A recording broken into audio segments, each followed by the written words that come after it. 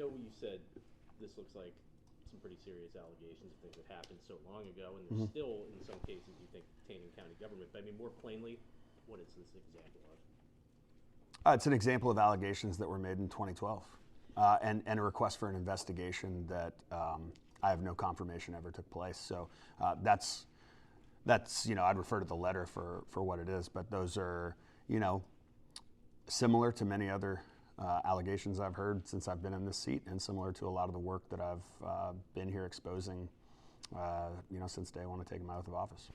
But more plainly, what are the implications? That's for the law to decide. You called it deeply troubling. What's troubling in your opinion about this? The allegations that someone used their position of influence to strong-arm individuals into using particular vendors. Again, that allegation is incredibly troubling because I believe, and I've said since day one, in the value of a competitive process for vendors to win work for Dauphin County because it gets the county the best deal. The same is true of the municipalities, which are referenced in there. For municipalities to get the best deal and to get quality work, there should be a public and competitive process for that work. And it should not be ever anybody strong-arming someone into utilizing a particular vendor. Again, those are allegations, but that's what's in the letter. Mike Musser's pretty well connected. I think everybody knows that, at least if you've been kind of following a lot of this.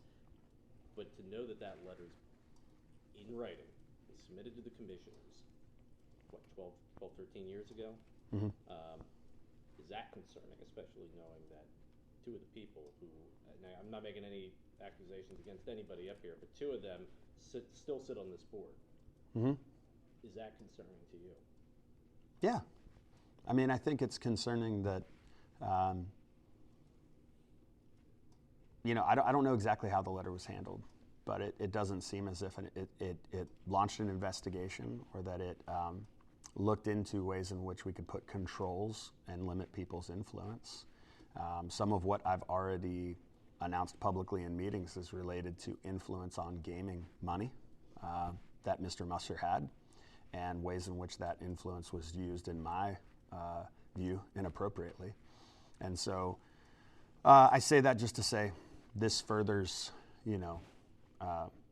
some of my concerns, and then to the idea that we, like you said, had it in writing, and it does not seem like it was acted on in any legitimate way that I can tell. That I might be, and we might find out there was something. So I want to keep that possibility there, but it's not something we're aware of at this time.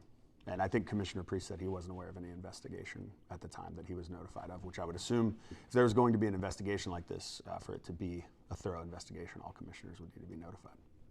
It sounds like he didn't even think he had ever received the letter.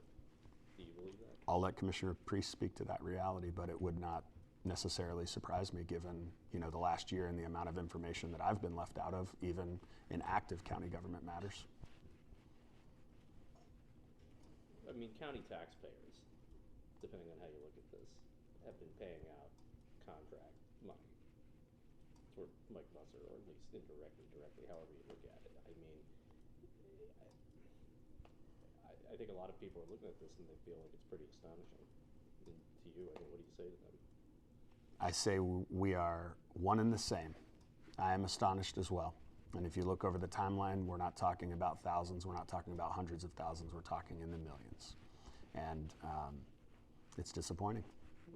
And if these allegations have any merit to them, I think the voters should be incredibly frustrated. What have you heard from Commissioner Hartwick? I'm sorry, what was that? Have you heard from Commissioner Hartwick? I have not. Have you heard from his attorney? Not directly. What county, is there, I understand you've got concerns, you've called for him to resign, I understand all that, but looking at the fact that from a county taxpayer, county constituent standpoint, this guy got the most votes in the last election. He is not showing up for meetings. Do you feel a county resident should feel, not knowing where he is, he's still getting paid, everything that happened? Do you think the county resident should feel dissatisfied or upset about the fact that we don't know where he is and he's he's not showing up to meetings? So I can hold two things to be true at once. One thing that I think is true is that as public officials, we're expected to make public comments on our whereabouts during a meeting, and ensure that the public is aware of why we're not present if we're not present for something that we're expected to be present for. At the same time, I maintain that it's my hope that Commissioner Hartwick is getting the help he needs, and I'm going to continue to operate as if that is the reality. While I wish there was a public comment to that reality, it's not something we have, but I'm going to continue to assume the best. So you're not sure if he has entered rehab? No. You're not sure where he is? What? You're not sure where he is? I am not, no.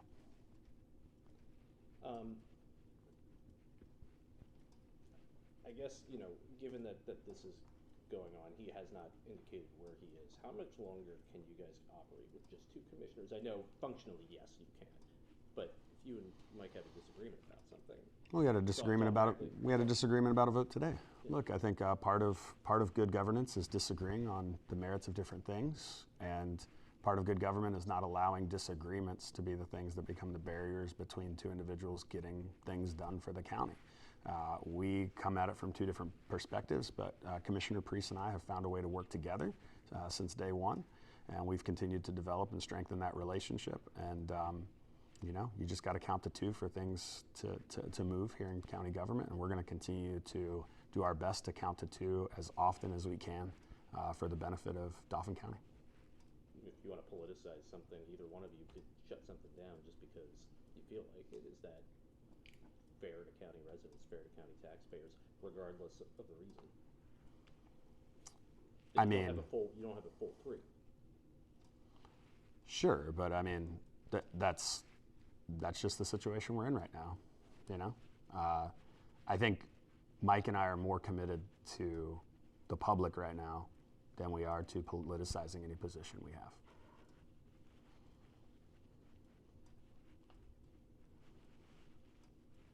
Anyone else?